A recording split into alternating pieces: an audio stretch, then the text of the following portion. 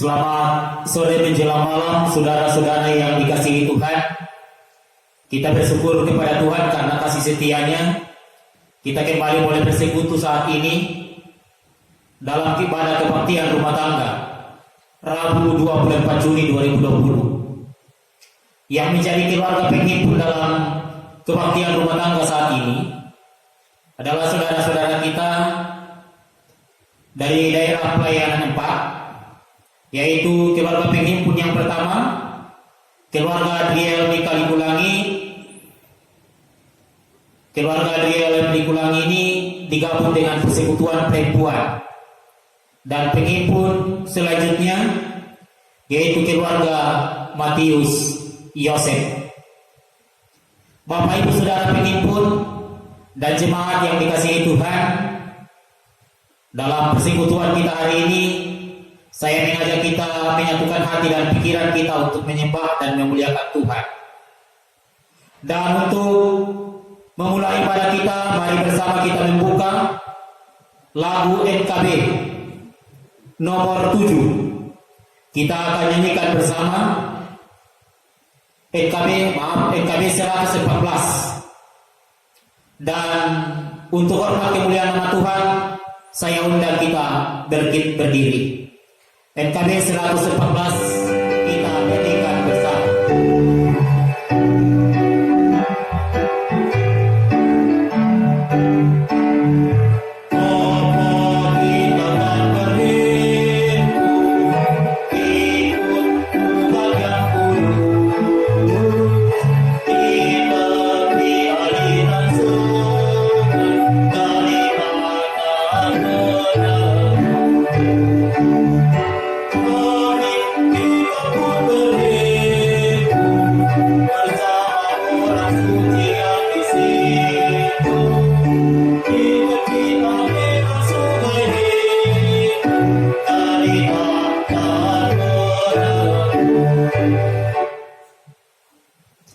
Pertolongan kepada kita dalam ibadah rumah tangga saat ini akan jadi di dalam kasih dan kehendak Allah pemilik hidup ini. Turunlah anugerah salam damai sejahtera dari pihak Allah di dalam Yesus dan Roh Kudus kepada jemaat yang berhimpun dan keluarga penghimpun, keluarga Adriel Likulangi dan keluarga Matius Yosef, menuntun menyertai saudara-saudara dari awal hingga selesainya. Amin. Silakan duduk kembali. Kekasih-kekasih Kristus, Allah yang telah melawat dan menyertai kita dalam kehidupan ini, Ia juga lah yang mengundang kita dalam persekutuan saat ini lewat ibadah rumah tangga melalui media virtual dari rumah masing-masing.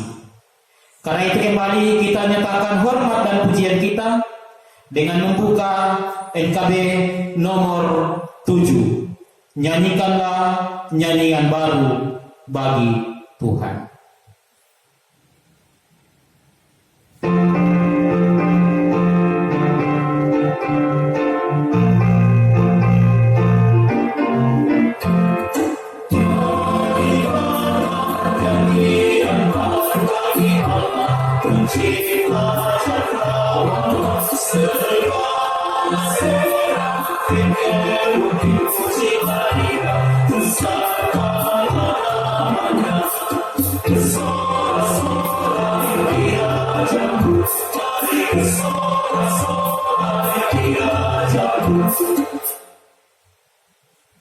Kita akan bersama-sama mendengarkan kesaksian firman Tuhan dari kitab Kejadian pasal 25 ayat 19 sampai ayat 34.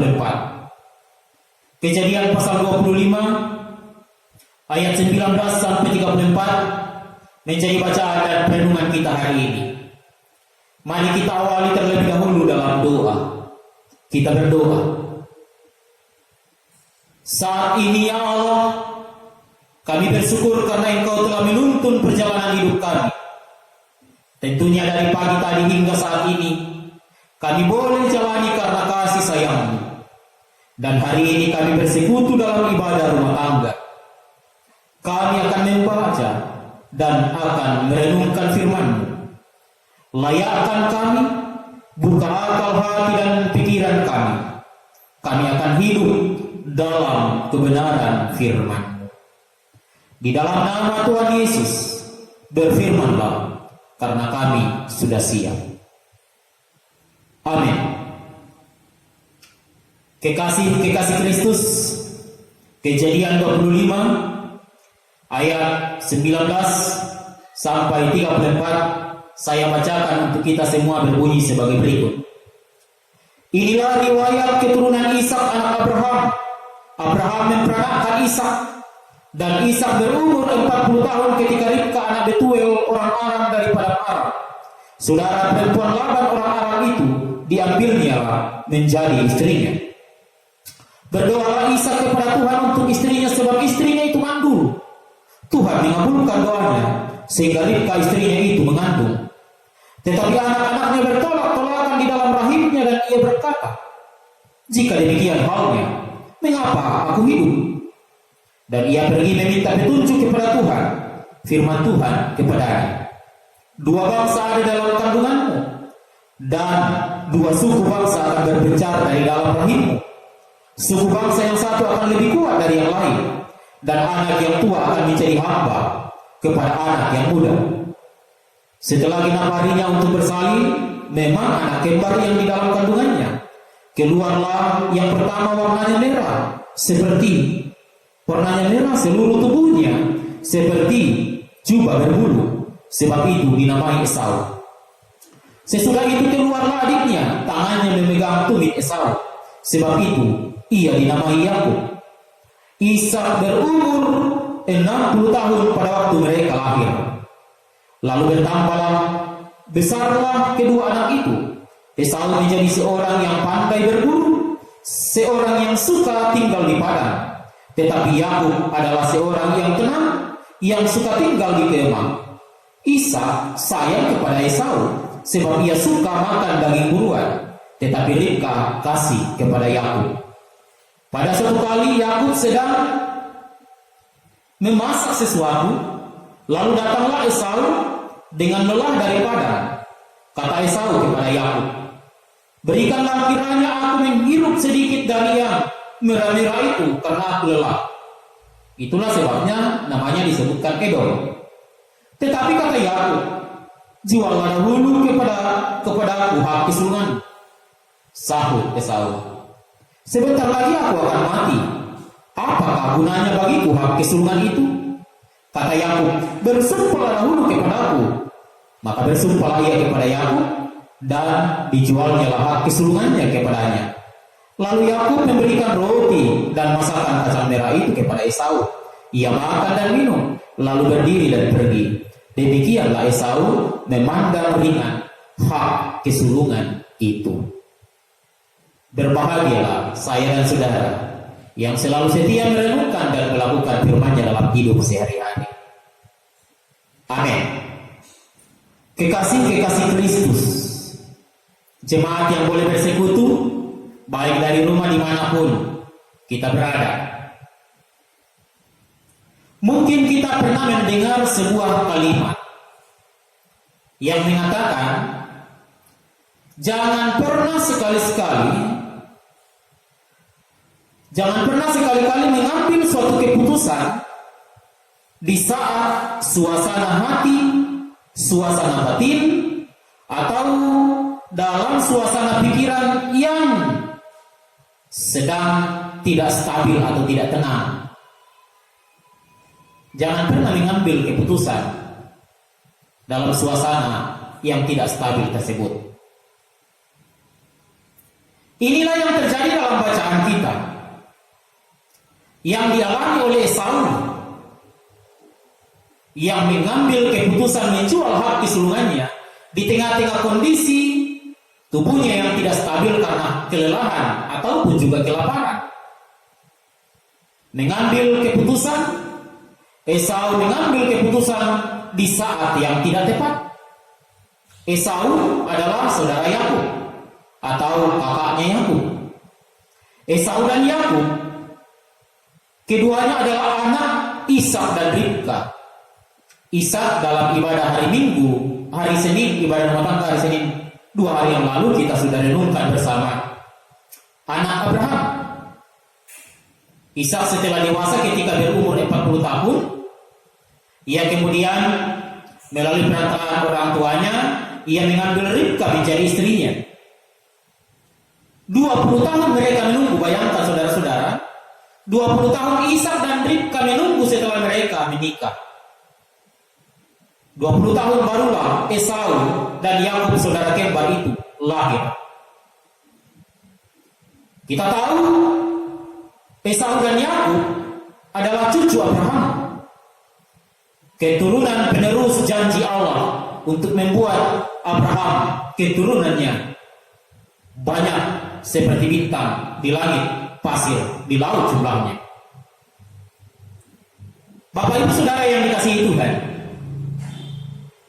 bacaan ini memberi sebuah pelajaran berharga bagi kita. Bagaimana Esau menjual hak kesulungannya kepada adik kembarnya Yakub. Sebelum kita akan melihat Esau dan Yakub, kita akan melihat terlebih dahulu orang tua mereka, Ishak dan Ribka. Di awal saya katakan bahwa mereka menunggu 20 tahun lamanya menanti kelahiran anak kembar mereka, Esau dan Yakub.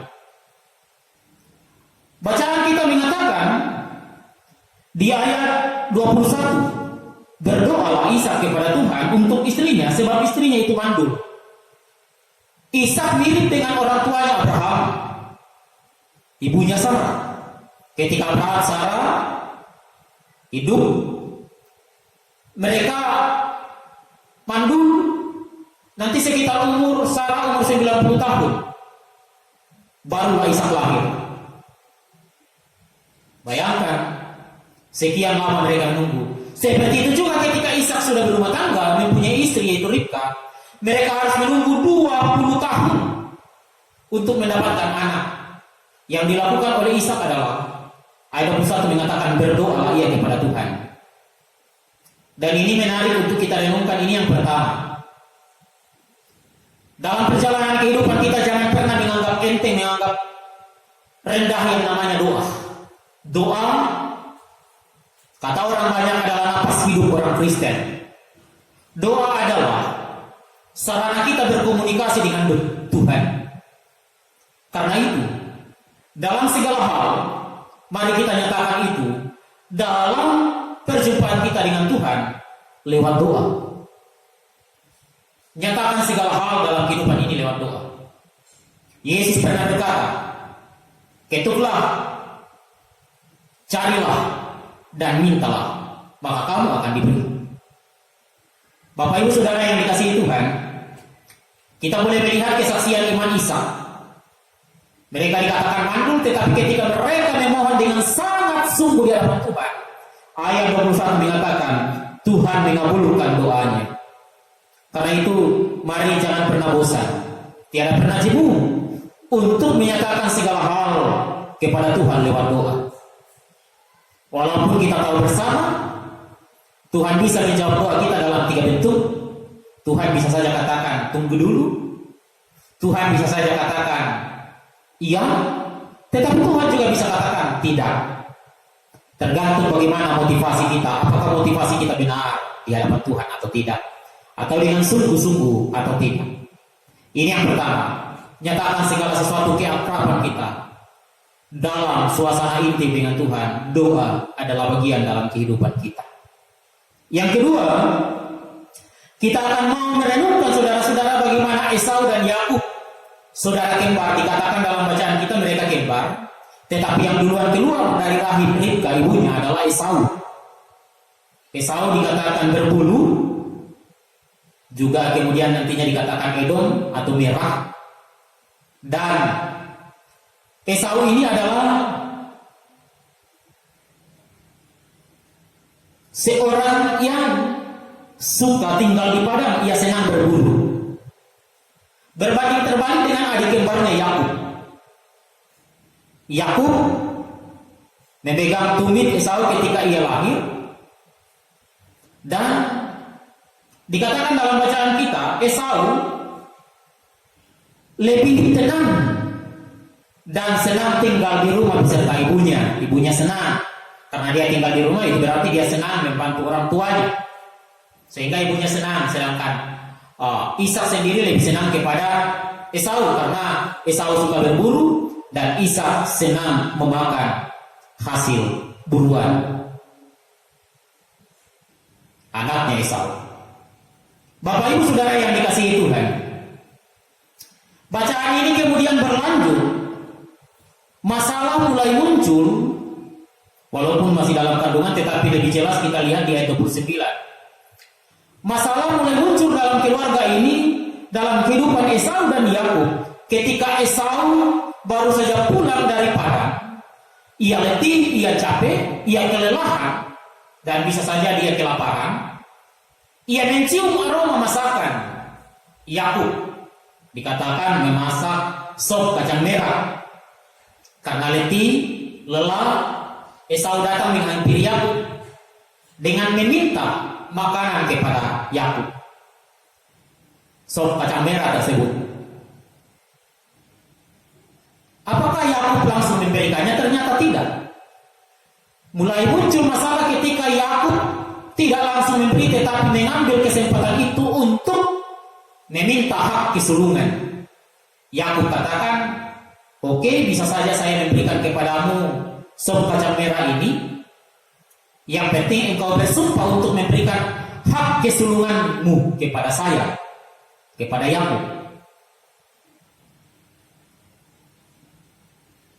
Esau berkata dalam ayat 32, sebentar lagi aku akan mati. Apa gunanya itu hak kesulungan?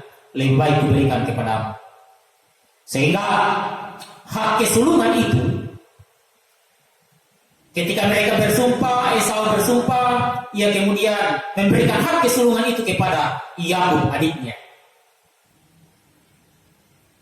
Bapak Ibu Saudara yang dikasihi Tuhan, apa itu hak kesulungan? Sebenarnya dalam tradisi Timur Tengah kuno, pada zaman perjanjian lama ini, hak kesulungan itu sangat penting. Dan mengapa Yakub sangat menginginkan hak kesulungan itu? Karena ternyata mereka dalam sebuah keluarga yang menjadi anak sulung berhak menjadi imam bagi rumpun keluarganya, bagi mereka yang kategori anak sulung. Anak sulung juga, misalnya nantinya dalam pembagian warisan, dia mendapat 2 kali lebih banyak daripada saudara-saudaranya. Bisa kita baca dalam Ulangan 21 ayat 17. Jadi ada keuntungan tersendiri menjadi anak sulung. Bagi Esau itu tidak menjadi persoalan. Karena itu Esau menjadi sebuah pelajaran bagi kita. Kita melihat karakter Esau, ternyata karakter Esau ini orang yang cuek. Mengapa saya katakan orang cuek? Ayat 32 katakan, sebentar lagi aku akan mati. Apa gunanya hak kesulungan itu? Cuek dalam tanda kutip. Memandang tidak penting hak kesulungan itu. Esau ini orang yang kurang perhitungan. Dan Esau ini adalah orang yang hanya melihat kenikmatan sesaat tanpa melihat kenikmatan masa yang akan datang. Dia hanya melihat sesaatnya saja. Sup kacang merah sesaat, tapi setelah itu hilang. Dia hanya melihat sejenak, visinya pendek. Ia meremehkan hak kesulungannya. Ini karakter yang tidak bagus, meremehkan hak kesulungan. Cuek dan sekaligus hanya melihat kepentingan sesaat, kesenangan sesaat. Banyak hal dalam kehidupan manusia seperti itu, saudara-saudara. Ini juga mau memberi gambaran kepada kita, jangan hanya melihat kenikmatan sesaat, apalagi dalam masa-masa pandemi COVID-19. Hanya kesenangan sesaat, pergi ke tempat keramaian, malas cuci tangan, dan seterusnya. Tidak menjalankan protokol kesehatan, hanya untuk kenikmatan sesaat, jalan-jalan ke mall atau yang lainnya. Hati-hati, bisa fatal akibatnya. Mari kita melihat jangka yang panjang, menghargai hidup yang Tuhan karuniakan. Berbeda dengan Yakub kalau kita membaca bacaan ini. Karakter Yakub dikatakan dalam bacaan kita, ayat 27, Yakub adalah seorang yang tenang. Terlepas dari ia pernah penipu, tetapi karakter yang positif yang bisa kita lihat adalah ia seorang yang tenang. Ia punya visi pandangan ke depan bagus. Bagaimana kalau dia sudah bisa mendapatkan hak kesulungan? Ia seorang pekerja yang ulet. Kalau kita baca kisah-kisah selanjutnya, Yakub pernah bekerja bagi Laban, pamannya sendiri 14 tahun lamanya untuk mendapatkan seorang istri. Bayangkan, 14 tahun ia berusaha untuk mendapatkan pujaan hatinya. Nah, ia seorang pekerja keras, ia orang yang penuh dengan perhitungan, sangat menghargai berkat kehidupan dalam berkat kesulungan. Ia melakukan sesuatu bukan hanya sesaat hari ini, tetapi mampu melihat masa yang akan datang. Seharusnya kan demikian juga kehidupan kita. Mari selalu bersikap tenang. Berbeda dengan Esau. Esau tidak tenang. Dia bisa mengambil keputusan walaupun dalam situasi yang sebenarnya tidak boleh mengambil keputusan. Ada istilah dunia pertukangan mengatakan potong sekali, ukur 2 kali. Artinya banyak-banyak diukur, karena kalau sudah terlanjur dipotong, salah potong bisa fatal. Penuh dengan perhitungan. Esau tidak. Belajar dari karakter Yakub, saudara-saudara. Pertama, karakter tenang. Ini juga mau mengatakan kepada kita di masa-masa pandemi COVID-19 ini selalu harus bersikap tenang, berpikir positif. Karena dengan pikiran yang tenang, pikiran yang positif bisa meningkatkan imun tubuh, kesehatan. Kalau takut cemas bisa merusak, menurunkan imun tubuh. Bahkan ia seorang pekerja keras. Di masa-masa pandemi COVID-19, hati-hati. Jangan hanya tinggal doang, tidur-tiduran. Itu bisa menambah beban penyakit. Mari terus beraktivitas, bekerja, berkarya. Sesuatu yang indah, sesuatu yang baik. Pekerja keras, ulet, penuh perhitungan. Ini penuh perhitungan penting dalam menjalani kehidupan yang serba sulit sekarang ini. Menghargai hidup, hak kesulungan. Sebenarnya bukan persoalan sulung atau bungsu ibu bapa, tetapi persoalan bagaimana kita menghargai karya berkat Tuhan. Karena itu, bacaan ini ada beberapa poin yang bisa kita simpulkan lewat ibadah kita saat ini.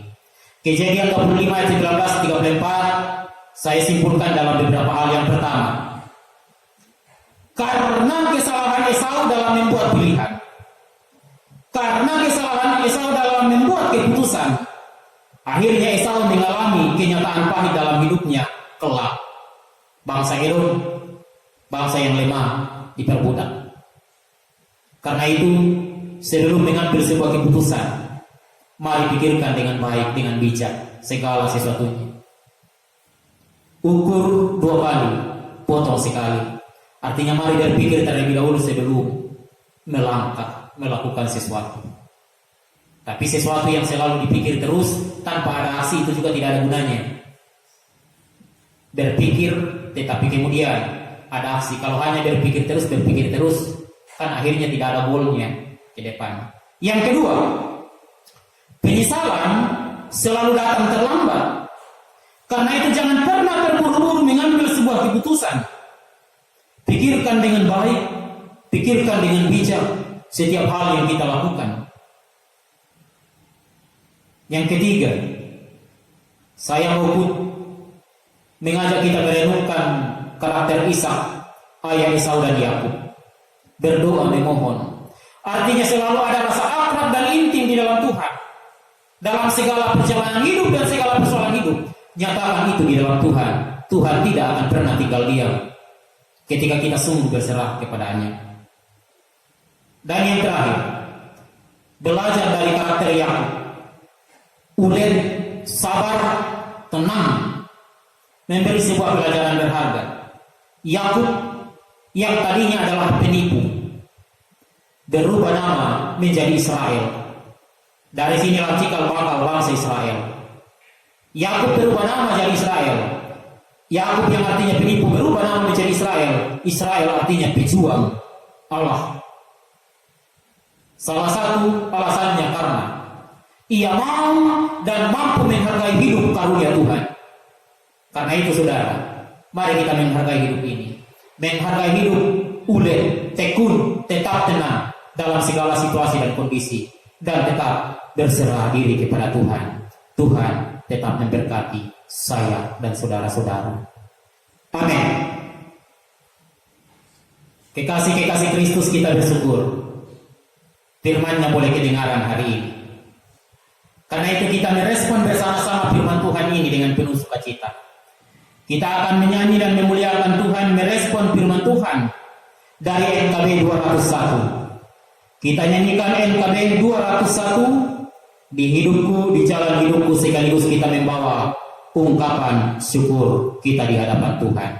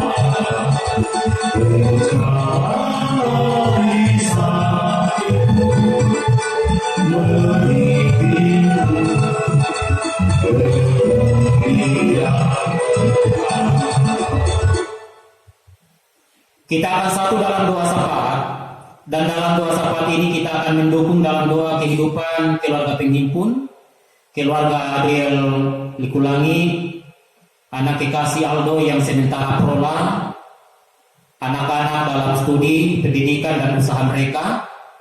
Kita juga mendoakan keluarga Matius Yosef dalam kehidupan mereka bersyukur di masa-masa pandemi COVID-19, usaha mereka tetap berjalan, Tuhan tetap memberkati. Kita bersyukur juga Papa Mika, Tuhan sudah karuniai ada usaha, biarlah akan berkembang terus. Bersyukur karena Mama Mika boleh bertambah lagi 1 tahun usianya. Kemarin 23 Juni boleh berulang tahun. Indah dalam persiapan ujian akhir, dan anak kekasih itu raja, orang tua dan segenap keluarga di mana saja mereka berada. Mari jemaat kita satu dalam doa, kita berdoa. Terima kasih Tuhan Yesus untuk berkat-Mu. Jadikan kami pendengar dan pelaku firman. Berkati jemaat-Mu yang beribadah saat ini dari rumah masing-masing, sehingga ibadah ini sungguh berkenan bagi nama Tuhan. Kami mau berdoa buat keluarga penghimpun, keluarga Adriel yang Likulangi, dan keluarga Matius Yosef. Berkati sehingga ibadah rumah tangga ini sungguh menjadi sempadan bakti yang indah di dalam Tuhan.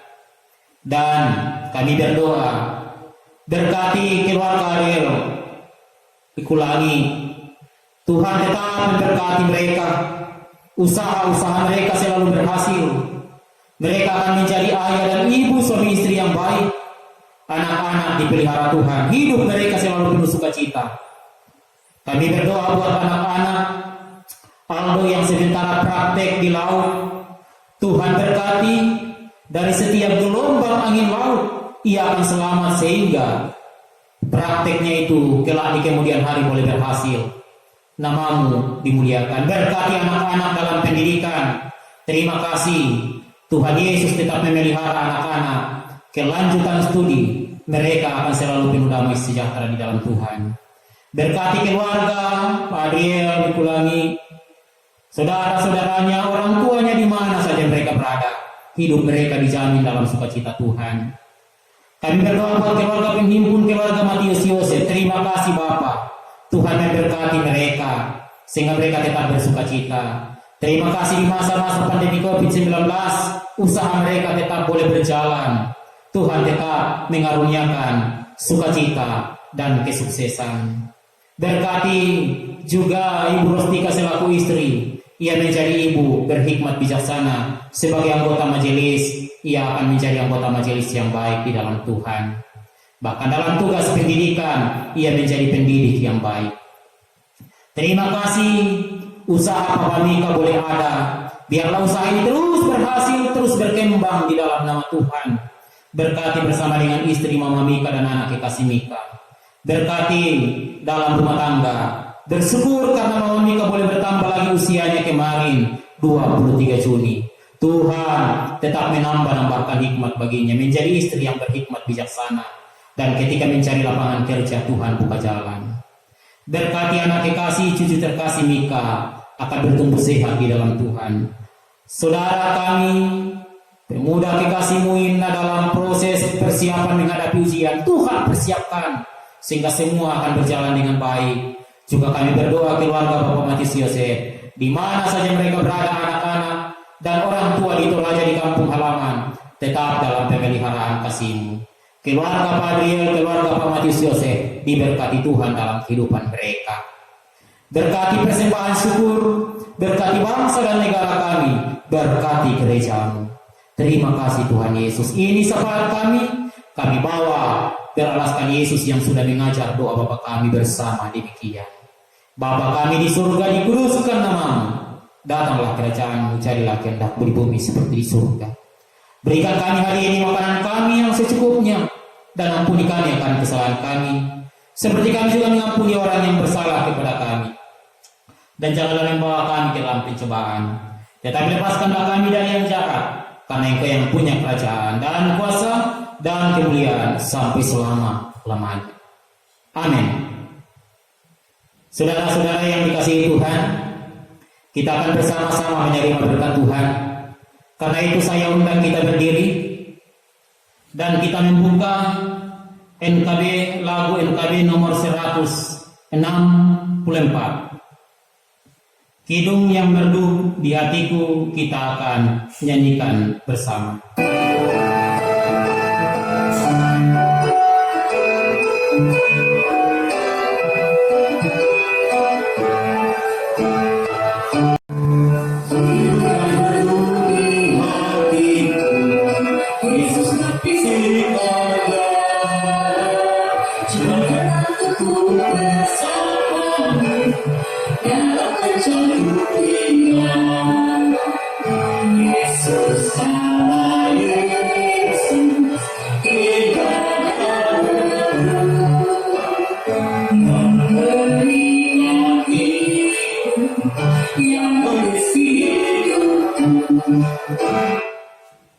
Jemaat, arahkan hati dan pikiranmu dan terimalah berkat Tuhan.